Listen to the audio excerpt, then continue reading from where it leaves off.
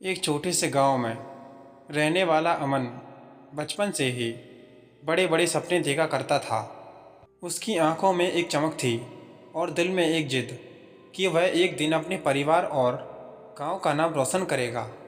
लेकिन उसकी परिस्थिति बहुत साधारण थी। घर में पैसे की तंगी थी, पढ़ाई के लिए अच्छे साधन नहीं थे और समाज के लोग अक्सर उसे ताने मारते थे कि तेरे जैसे लड़के कभी बड़े सपने नहीं दे सकते।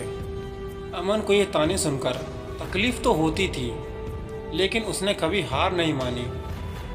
एक दिन स्कूल में उसके शिक्षक ने पूछा, तुम बड़े होकर क्या बनना चाहते हो? अमन ने बिना झिझक जवाब दिया, मैं इंजीनियर बनना चाहता हूँ और बड़े बड़े पुल बनाना चाहता हूँ ताकि गांव के लोग शहर से जुड़ सकें।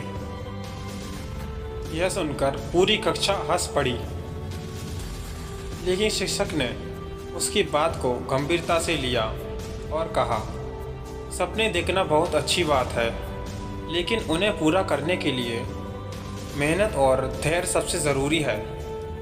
उसी दिन के बाद से अमन ने ठान लिया कि वह अपना सपना हर हाल में पूरा करेगा।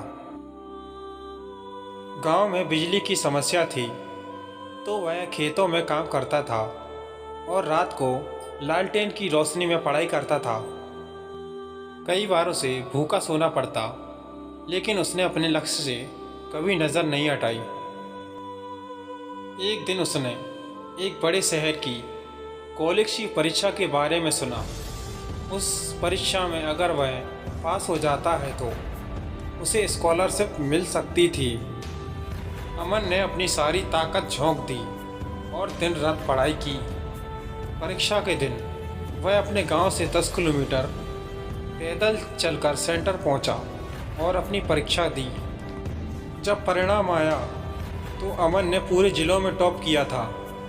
लेकिन कहानी यहाँ ख़त्म नहीं हुई। शहर जाकर पढ़ाई करना उसके लिए आसान नहीं था। बड़े शहर के लोग उसका मजाक उड़ाते कि वह गांव से आया है, उसकी भाषा और कपड़े अलग हैं।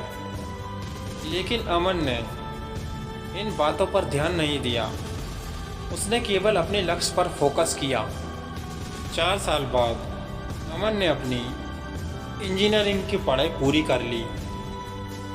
उसकी मेहनत और लगन को देखकर एक बड़ी कंपनी ने उसे नौकरी का ऑफ़र दिया। अपनी पहली कमाई से उसने अपने गांव में एक पुल बनवाया, जिससे गांव के लोग अब आसानी से शहर जा सकते थे। अमन की यह कहानी हमें सिखाती है कि सपनों को पूरा करने का सफ़र आसान नहीं होता, इसमें कई मुश्किलें आती हैं।